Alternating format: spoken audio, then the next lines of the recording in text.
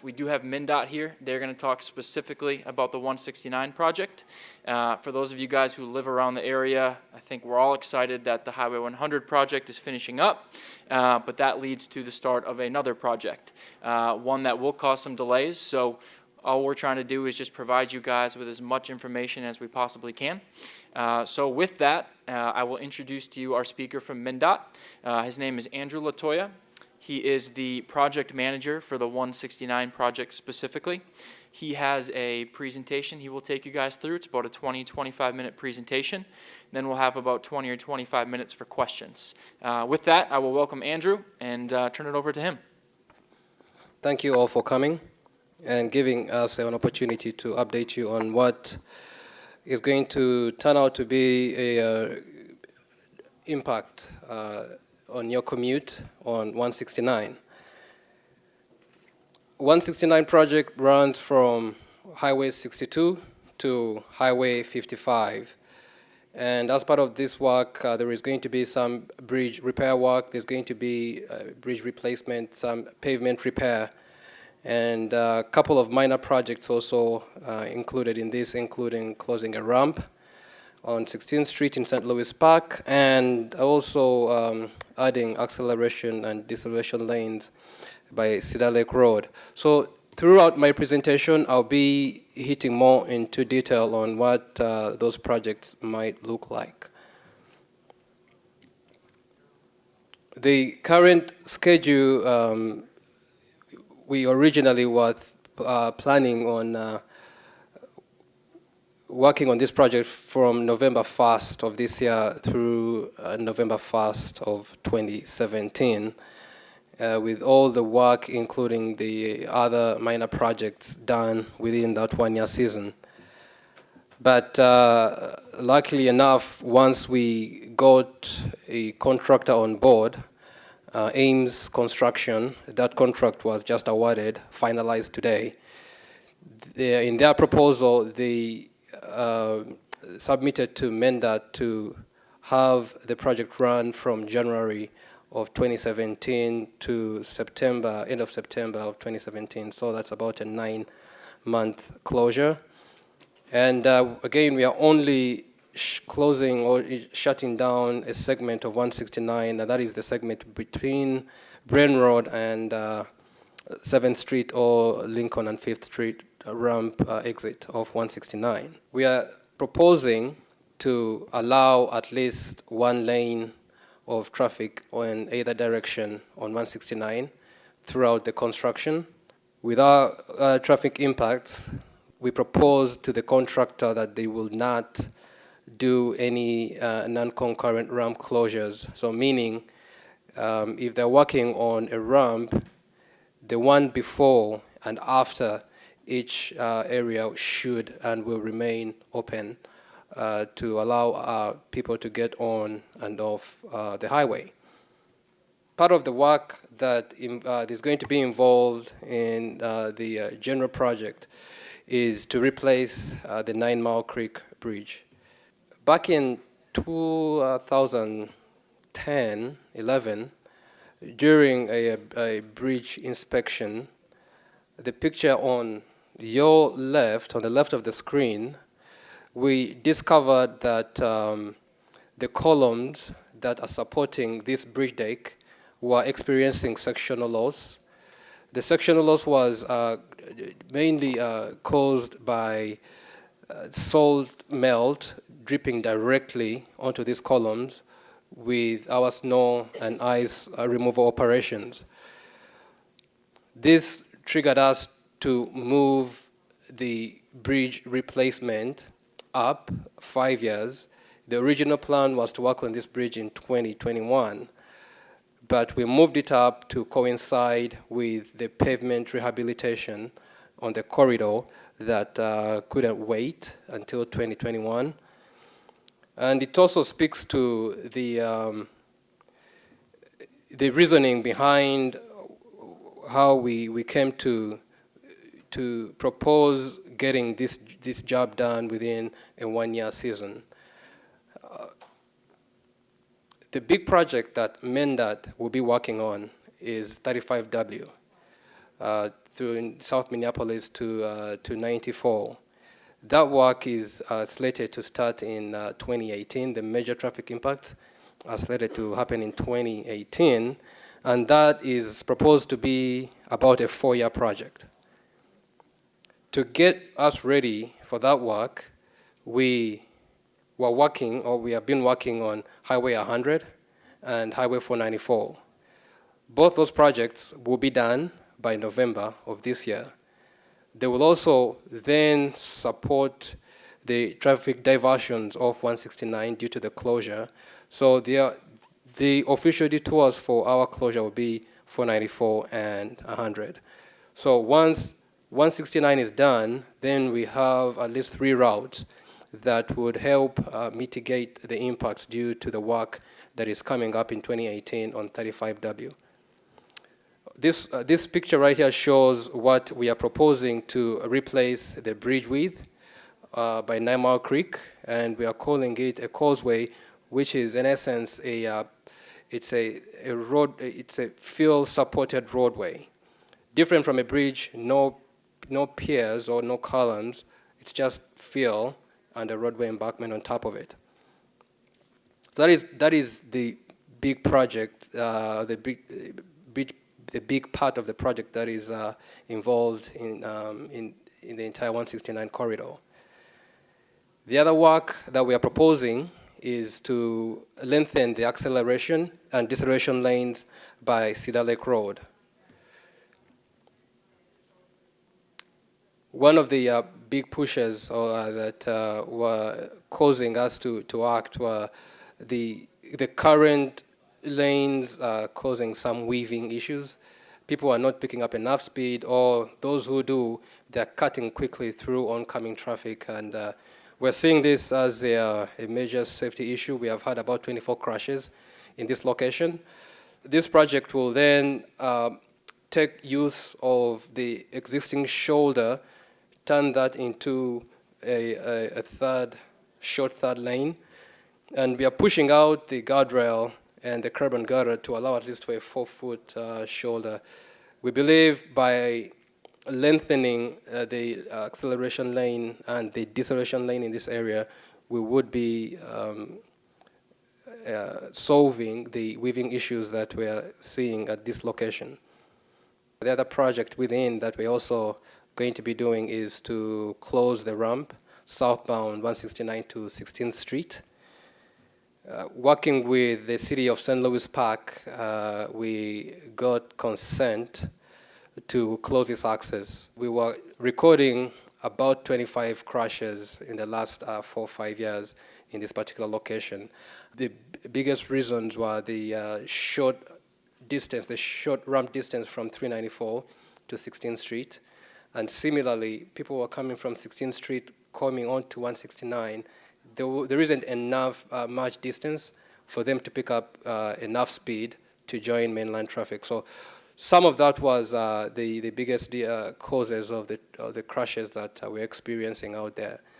But luckily enough, with the amount of traffic that we're experiencing on this corridor, we were not seeing fatal crashes, mainly minor crashes or fender benders. But this was giving us reason to propose the closure, and we had to go through with this through the city of St. Louis Park to get their consent for us to do this. So as part of the ramp closure, we are going to be installing a visual barrier in this location, and just short of blocking the vehicular traffic on the highway, there is also an acoustical benefit of these walls that, in essence, they do act as noise walls. So hopefully the neighborhood behind this wall would get a much better advantage to us closing the ramp with the installation of the visual barrier. The work that pretty much wraps everything up on this corridor is the pavement repair that is going to be running from Highway 62 to Highway 55. And this work will also include some ramp improvements. So these are the chutes that are coming off our highway connecting to the local network. what was prompting us to do this, the picture on the right side is showing the level of pavement condition or the type of pavement condition that we're experiencing on this highway. And the work would include cutting out those chunks, the cracks, most of the cracks that are really wide and bad, and replacing them with new material. So that should improve the ride or the ride quality on the roadway. And yes, we will also be diamond grinding. I don't know if you can see the grooves on the picture on the top left, kind of shows the grooves in the pavement. So we shall be also doing that on the new pavement. That helps with not only friction, but also noise reduction. So trying to get a benefit of that as well. As part of also the pavement repair work, we are going to be replacing the noise wall by Excelsior Boulevard. I did mention the ADA pedestrian accessibility on the offshoots of 169 to the local system. And we're also going to be replacing the concrete barrier at Excelsior Boulevard. We are looking to add work, similar work on Minnetonka Boulevard, and the two bridges of 169 that go over the BNSF rail just north of Minnetonka Boulevard. The official detour that we are going to be posting is that if you're going north, it's 62 east to 100 north, and if you're going south, it will be 394 to 494. MnDOT has been in conjunction with Kimley Horn to help us with the public engagement aspects of the project. We have them on board to continue this effort through construction completion that, again, we are expecting at the end of September of 2017. I do encourage you to, once in a while, access the project website. I also encourage you to sign up to our constant contact list. That will give you an opportunity to get up-to-date information on upcoming closures of ramps, what is coming for traffic shifts on the system, and any proposed improvements in a sense of nighttime work or weekend work that may be coming up. So with that, I will open it up to questions. All right, I have two questions. One is regarding the causeway that you're going to be building where the bridge is right now on 169. Yep. And the second question is related to that too. What will the future sound be for those residents in 9 Mile Cove? Sure. So the question about the causeway that we are proposing to replace instead of the bridge, a causeway, in a sense, it's a roadway. It's a roadway that is intended to be built across I'm going to call it a wet area. So it does allow flow from the environment around it, different from a bridge, because the bridge is supported on piles. So it's a floating deck. To build a bridge, I'm going to call them, they're approach panels, so they're joints that have to be introduced into the system where the bridge ends and the rest of the roadway begins. So for noise implications, that's where most of the noise on bridge decks is caused by tires going across the joints. For a roadway, that then is eliminated. So we won't have that kajang as vehicles go across the roadway. So that also then answers your second question on in terms of noise on this roadway. I did mention as part of the pavement rehabilitation that we are going to be grinding, or we are going to be introducing grooves on the pavement. Those two have been shown to lessen tire noise. So those two, the roadway and the grooving of the pavement, are giving us some acoustical benefit from vehicular traffic.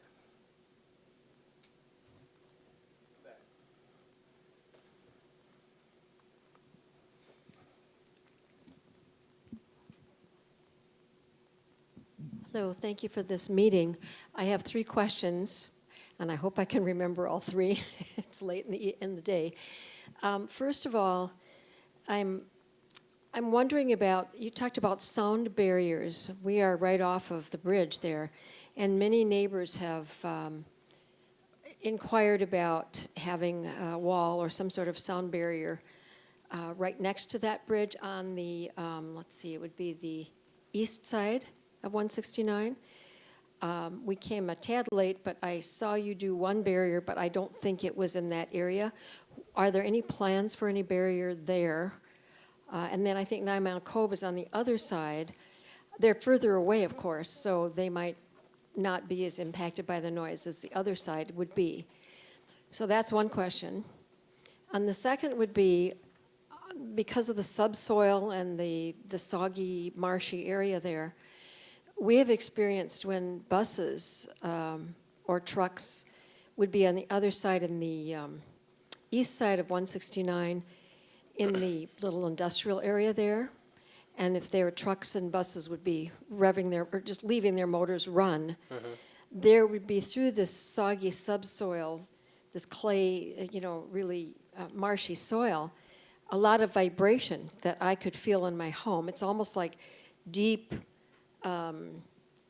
bass sounds that you hear in cars that just kind of vibrate your whole neighborhood when they come through.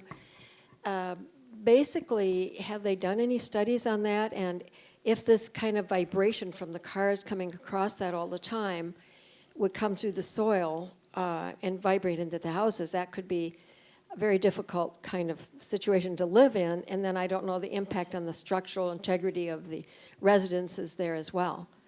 So that's the second one. And the third one, maybe a little more pragmatic, is on the ramp off of the 5th Street Lincoln going north. Would that be blocked all of the time as well? Or some of, you talked briefly about some ramp openings and closings. So are some of those ramps possibly going to be open for some of the time or not? Okay. And thank you. No, good questions, and I have to remember what you asked, though. So,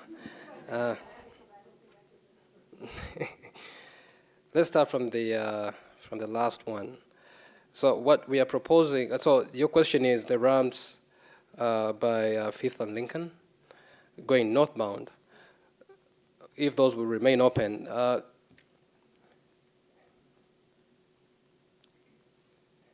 segment of 169 that we are going to be closing is between Bryn Road and 7th Street. So for people who are coming from south of Bryn, they have an opportunity to get off Bryn and make a left or a right. But the on-ramp to northbound 169 from Bryn is going to be closed for the 9 months. So similarly, on the west side, people who are coming from Bryn Road to south of 169, that ramp will remain open and they'll have access onto the highway. North of Bryn Road, 7th Street, which is the Lincoln 5th, the on-ramp to 169 from 7th will remain open. Similarly, the off-ramp from 169 to 7th too will remain open. We, however, have been continuing coordinating with the cities along this corridor, and the city of Hopkins approached us and they requested that we consider closing the off-ramp from 169 to 7th because there is really not a connected local network on the west side of 169. So to continue discouraging cut-through traffic to use the system, they thought that it was a good idea for us to do so. So again, that is still under consideration for us to add into our project. Your second question about vibrations, highway vibrations and impacts. Excuse me? Yep. Regarding that one ramp opening and closing, I just triggered another question, and that is, since the Hopkins business people are wanting to have a lot of less cut through into their area, what we've experienced from Bryn Road is through a residential area. going from there and then coming back through and hooking into the Fifth Street Lincoln exit and going north on that ramp.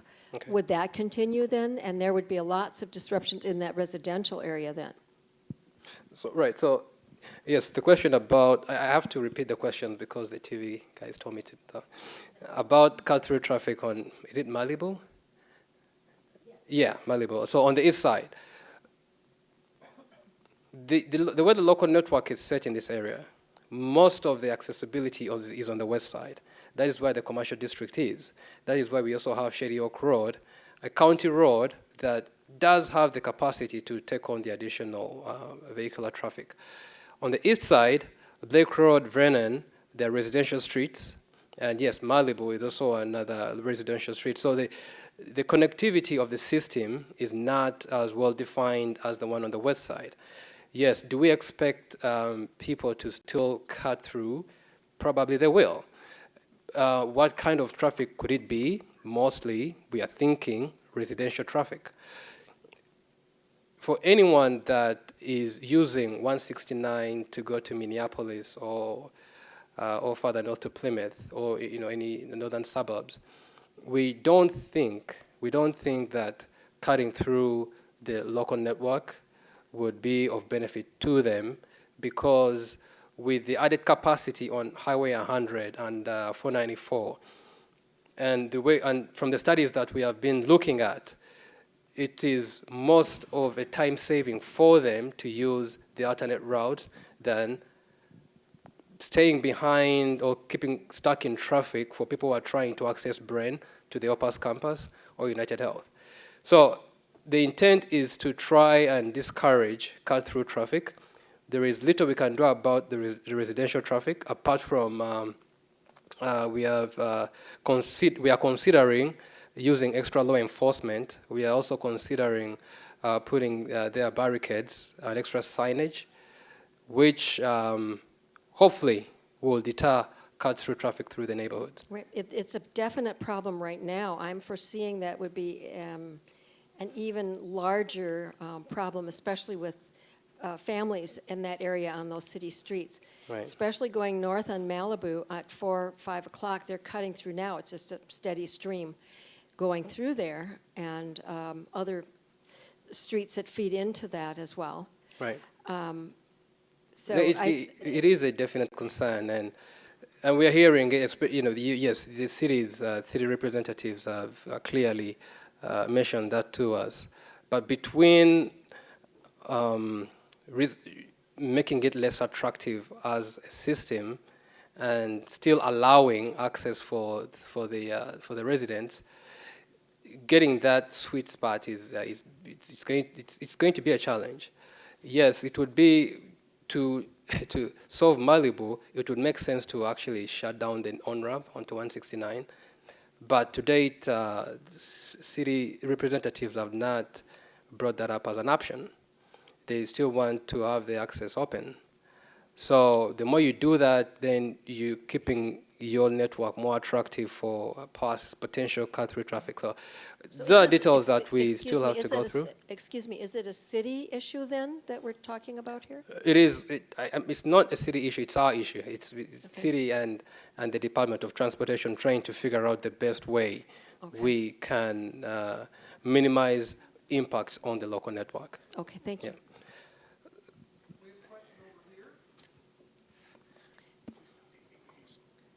So the area I'm particularly interested in would be the 169 Highway 7, the Hobby Acres neighborhood.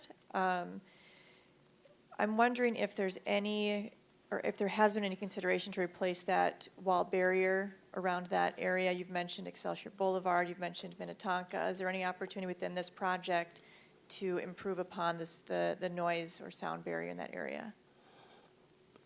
As part of this project, so to improve the noise barrier by Highway 7, you said, and 169, as part of this project, there is not. The reason being, to get this project approved by the Federal Highway Administration, we had to make sure that in a sense, we were not expanding the capacity of the roadway. If we did, then we would have been required to do a noise analysis throughout the entire corridor. And of course, at the moment, we don't have the budget for it.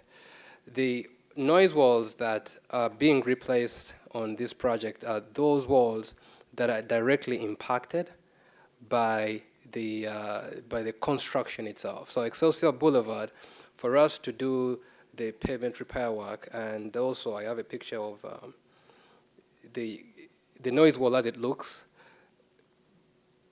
we have to do a substantial removal of the outside lane, and to do that we have to knock down the barrier just outside of the shoulders and remove the barrier as well. So that triggered the replacement of that wall. Otherwise, elsewhere, where we are not, where the roadway work is not directly impacting the roadway barriers on the corridor, we are not touching it. However, the department also has it's referred to as the standalone noise wall program, where it allows, it gives opportunity for neighborhoods that are adjacent to our highway system to have noise walls constructed outside any project that MnDOT is proposing. That program does go out and measure noise levels in the neighborhoods adjacent to the highways. And at the moment, with the current funding levels, it allows for about 2 noise wall projects that are about maybe a mile long each to be constructed every year. The current list has about 258 sites on it. So Well, if you're not yeah. on the list, it's not an option. So what's the name of that program? Everyone is on the list. It Okay. depends on how high you're ranking. Okay. What's the Yeah. name of that program? It's the noise wall priority study, and Okay. we do have a link at the Okay. MnDOT website that I could share with you right That would be after. great. Yeah. And I just want to reconfirm one final question. There will be no expansion of the highway, it's just repaving, besides like Cedar Lake and expanding that acceleration lane? Right. There is No no expansion? Right. There is no Okay. expansion of the highway. No. Okay, thank you.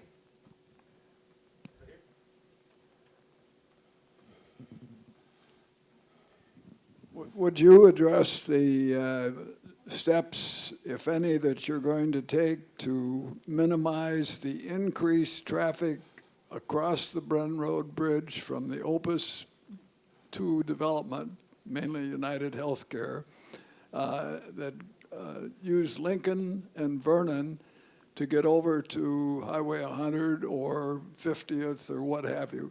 Right now, during rush hour, some evenings, Vernon from the intersection of with Gleason, that signal, all the way to Highway 100 is just stop and go, and the traffic backed up on Vernon going east Right. is sometimes several signal lights to get through there. And with the bridge being open, what deterrent or what steps are you going to take to avoid that getting worse? I mean, I realize that at a certain point, people are going to find a different way if they're stuck there for unreasonable times, but Right. it looks unreasonable to me right now when we live in that area. Right. So the question, your question on how MnDOT is proposing to deter traffic from the Opus area through Bren Road to Vernon, the coordination that we have been having with the cities, it's been really tough on figuring out the best solution for it. Because on one side, MnDOT wants to do exactly that. We want to put up any sort of signage or extra law enforcement that is going to cause traffic to slow down on Vernon. And when it slows down, then backups happen, and then that route becomes less attractive for cut-through traffic. On the other hand, the city wants is encouraging us to consider improvements. I'm going to call them improvements that would allow traffic to flow better on the same roadway.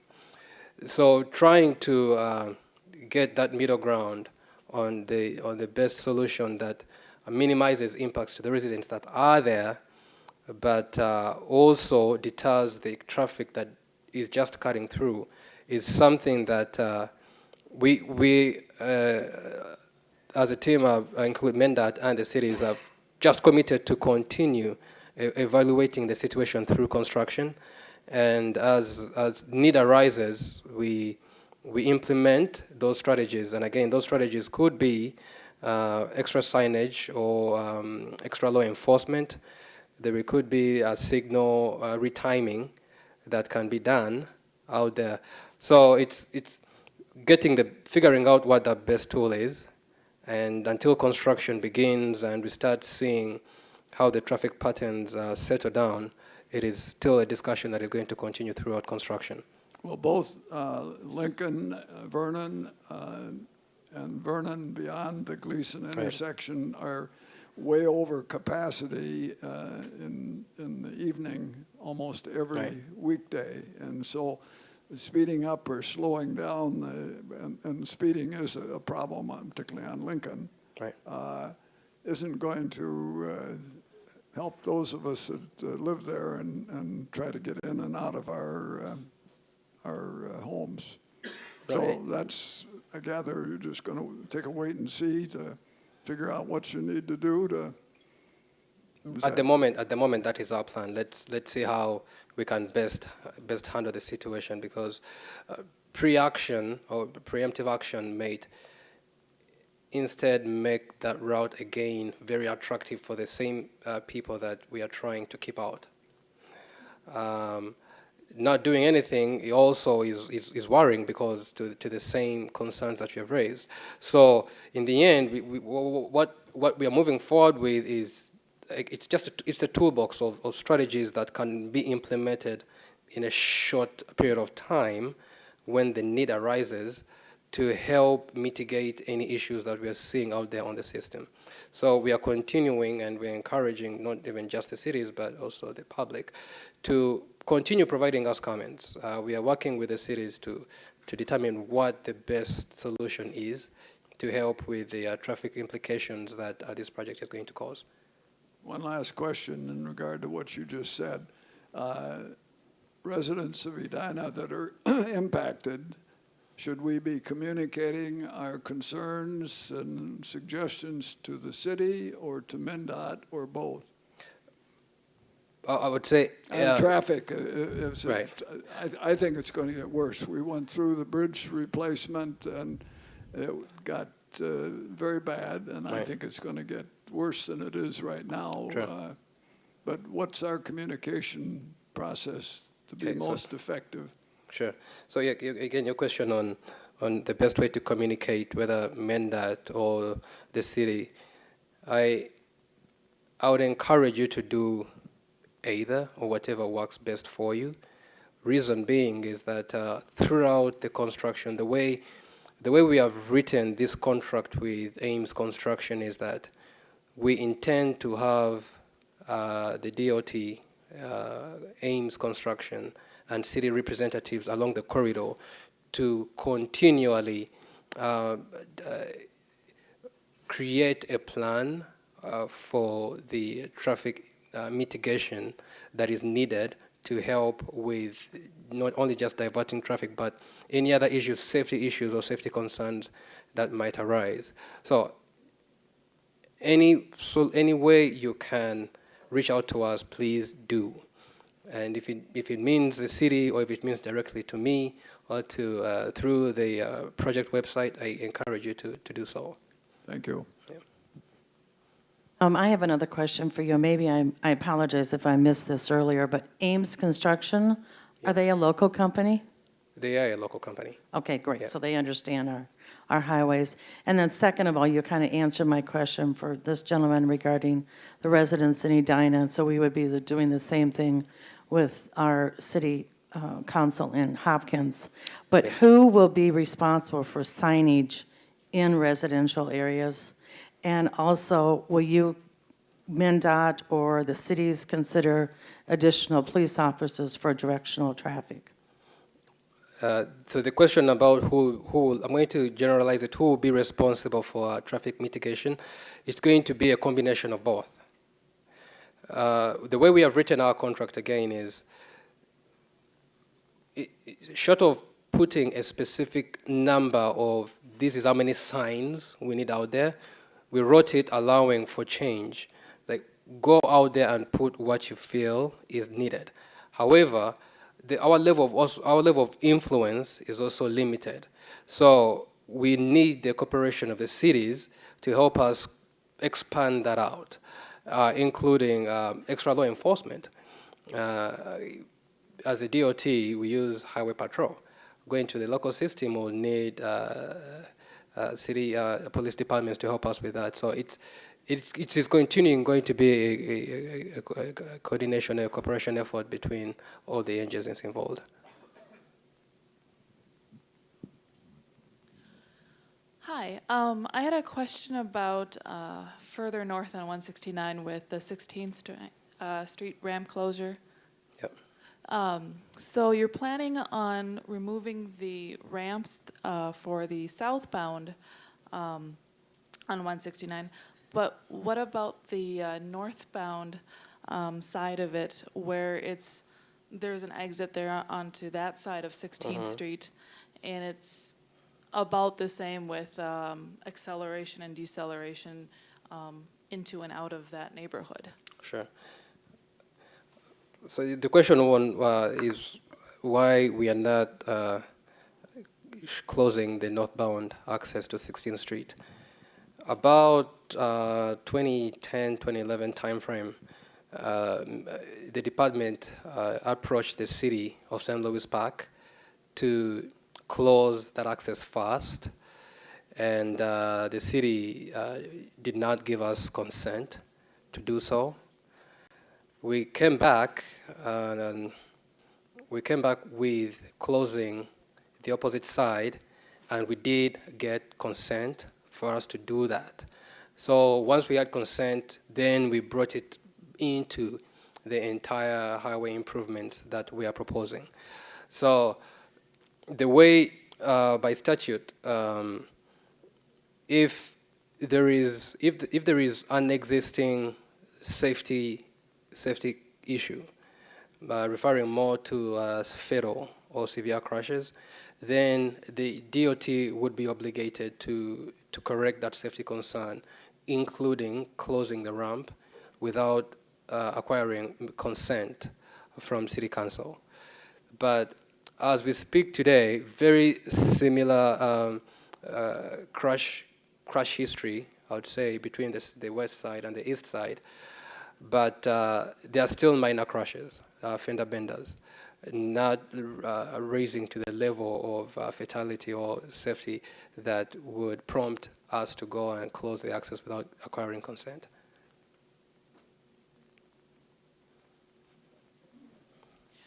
Okay, I've kind of a two-part question about the 9 Mile Creek section.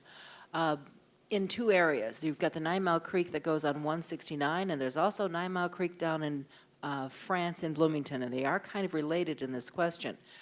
When they built the bridge on 9 Mile Creek in 169, it was kind of like the late 80s, about 1990, if memory serves me correctly, and they built it as kind of a bridge. Seems to me, comment one is that's barely 25 years ago, and you're having Right. to completely gut the bridge and start all over from scratch. So Right. that concerns me. The second part of kind of the comment is that where 9 Mile Creek crosses France down in Bloomington, that sounds like it's built in the way in which you're saying you're going to be building the new 169 up by, on By the 169 9 Mile Creek with the causeway idea, okay? So down in Bloomington, they have got the marsh, and the road is constantly kind of floating on the marsh, and about every 5 years, they have to gut that road and rebuild it because it's floating, and therefore it gets this kind of ripple thing that could really send you flying when you're driving, so they have to redo it. Now, that's an ordinary little 4-lane road, and yeah, it's busy, but it's certainly not a freeway. And if a road of that size is constantly having to be rebuilt, as I said, it's probably every 5 years, and this has been going on for, 40 years maybe, since I was 16, okay? What is, if you're building the same kind of road up here on 169, I just envision a causeway being a real problem with a big freeway with trucks and all that. Okay. Why we are proposing to build a causeway? So yes, the bridge, the original bridge was built in 1977 by the county. So it was a county road back then. Right underneath this bridge, which is not, we can't see on the, on this picture, there is actually an old roadbed. So the existing County 18, is it? It was out there, but yes, it kept sinking because of the same reasons that you mentioned. When they built the bridge back in '77, they did not include a good drainage system on that bridge. So as our snow and ice operations continued through the years, the chlorides that were melting on the deck were dripping directly on the columns right underneath the bridge, and that's the image on the left. So that was causing sectional loss on those columns. These columns go down 60 to 80 feet.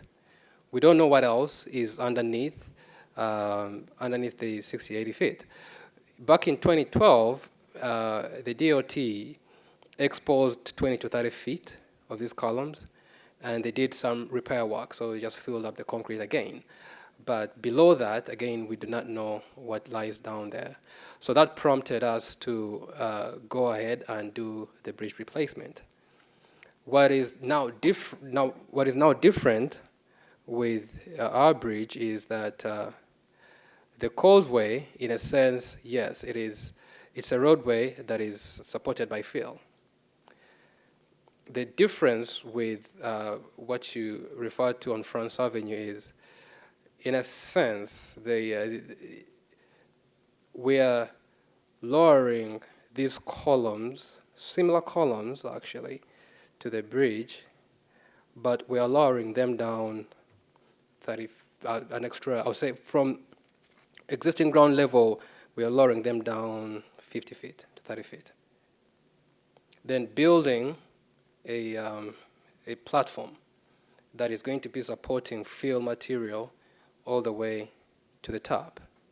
So that, in a sense, gives you the structural benefit, like a bridge does, because the movement of the pavement and the load on the pavement is transferred all the way to suitable material. Different than France, that if underneath the roadbed it is still soft, it's going to continually allow a lot of movement on the pavement, and that's why you're seeing the buckling and the need to repair it every time.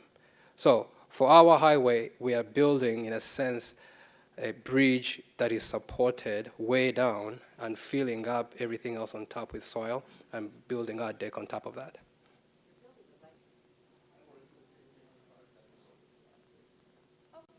That'd be fine. Thank you. Okay. Got another one back here? This is a follow-up on the gentleman's question on Gleason Road, the traffic coming off of Bren, and then going from Gleason all the way through Vernon, and just really clogging it up. Many of us in that side trying to get out find that it could be, it's a safety hazard. I almost hit a man who just pulled right out in front of me because he was just tired of waiting for lines and lines in traffic. So people are taking very great risks. So signage there or stop signs or something might work. But I have another suggestion that might be a little retrograde here. Years ago when Edina, before they did all of the bike lanes and so forth, that was a 4-lane. Vernon was 4 lanes, so you had 2 lanes of traffic going both ways. My suggestion would be to go back to that, take the bike lanes off for a year, and then if there is more traffic there, coming going east in the evening, that 3 lanes could be moved, and then going the other way in the morning, 3 lanes the other way. And then at the end of that time, if the city wants to put in the bike lanes again and reduce it to 2, that might be another possibility. But I think that may help to alleviate the traffic going that way off of Gleason through that, because Otherwise, we have to have, like someone suggested, those policemen standing there directing the traffic on those residential streets trying to exit onto, or enter onto Vernon, going whichever direction. So the other two questions I had, I'll postpone and talk to you after. Thank you. Okay. No, that's a good comment. Thank you.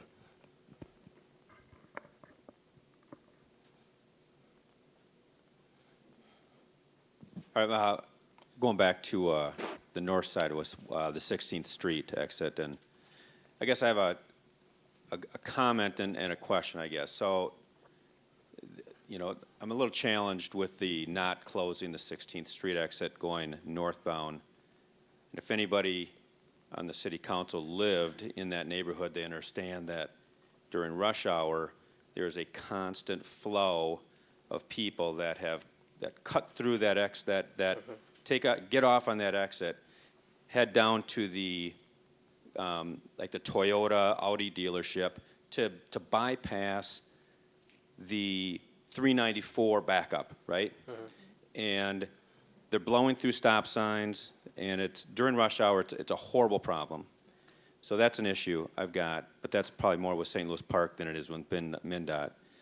But my question from MnDOT then would be, is there any consideration to lengthening the deacceleration lane to 16th Street? Because that lane is extremely short when you're going 55 or 60 miles an hour, and that's considering if people behind you are paying attention. So if it's going to stay open, and it sounds like it probably will, is there any opportunity to lengthen that deacceleration lane, which would really, I think, require just painting the deacceleration lane further up, because it's dangerous?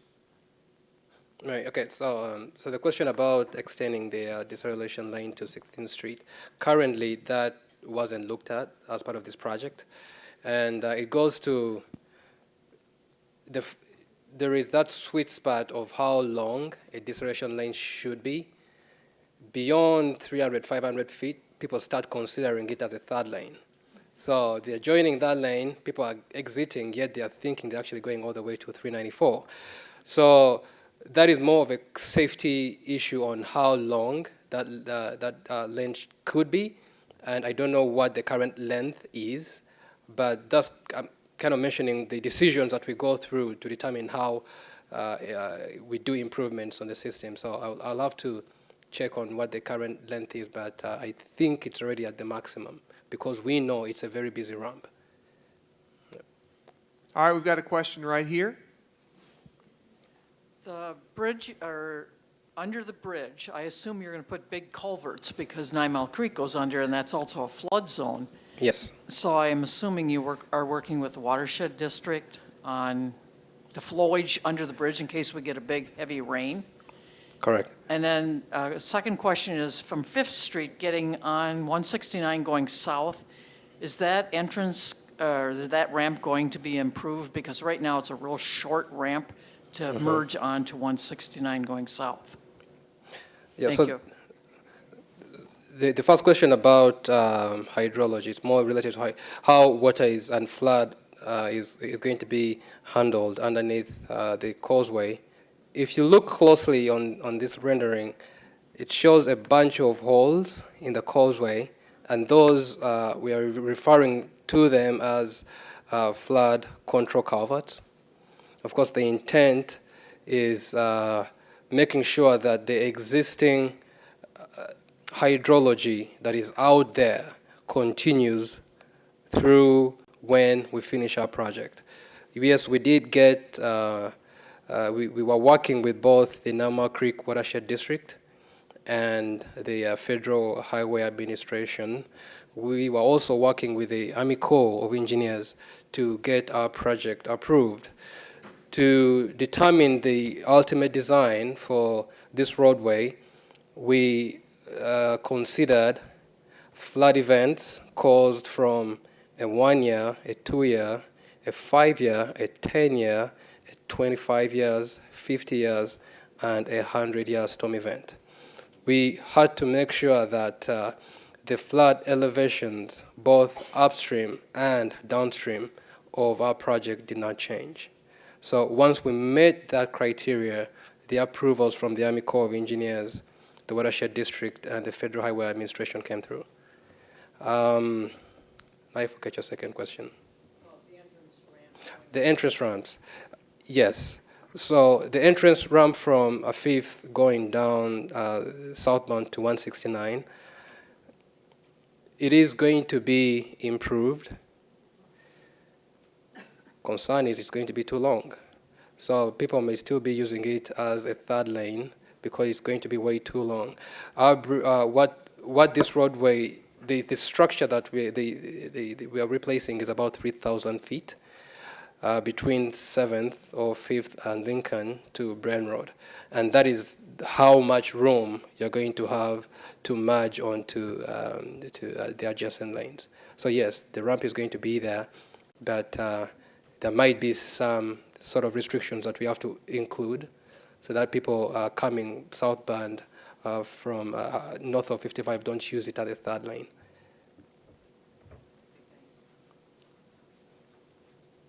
No, thank you. Just one question about the construction of the causeway. You've said you're going to be putting columns very deep underneath it. Yes. My question is that going to involve pile driving during the process? Yes, it might. Okay. Do you have any idea? I guess the only question I have then is that, will there be rules as far as time of day for the pile driving?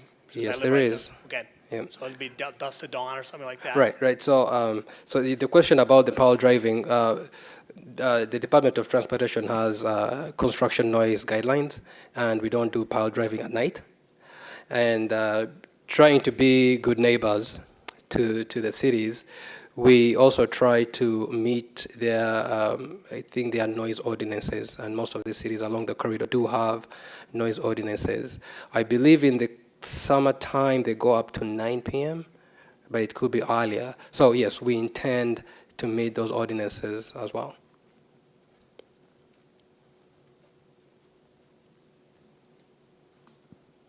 A question over here?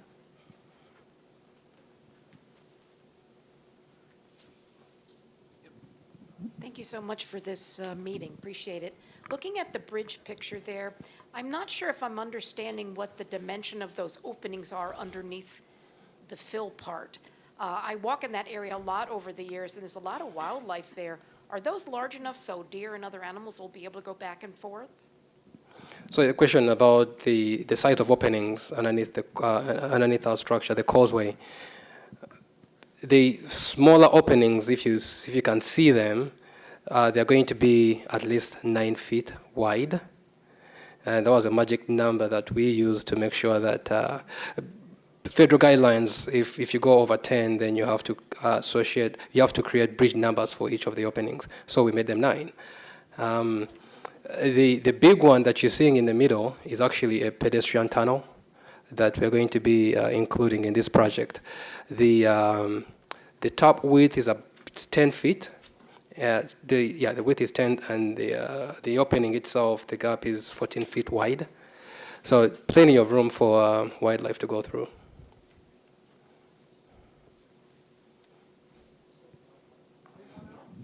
Thank you so much for this meeting tonight. But I Thanks also for wanted to coming. ask you, regarding the schedule of the construction, will that be posted someplace, or will we as residents in the area be able to check someplace to see what's going to be happening when? Sure. So on the posting of the schedule, that schedule is actually posted right now. And it was also on the same link or website, it does show schedules of the other bidders that were involved in this project. So it may be more information that people might need.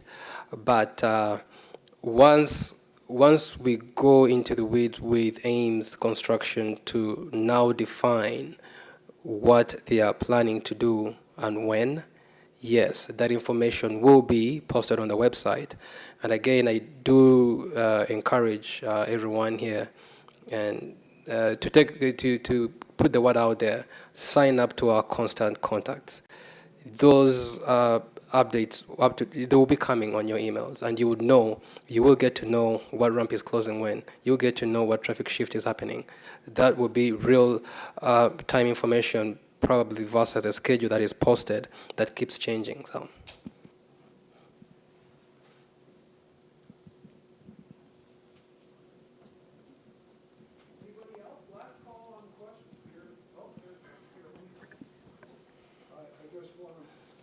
Make a comment. Someone earlier asked if Ames was a local company, and you answered yes, but just expand on that. They're one of the most experienced highway and bridge contractors all over the country. They've built freeways all over, and they're probably one of the top highway-heavy contractors in the country. So I think we're in good hands. Yeah, definitely. Thanks for the comment. All right, again, thank you everyone for sparing the time, and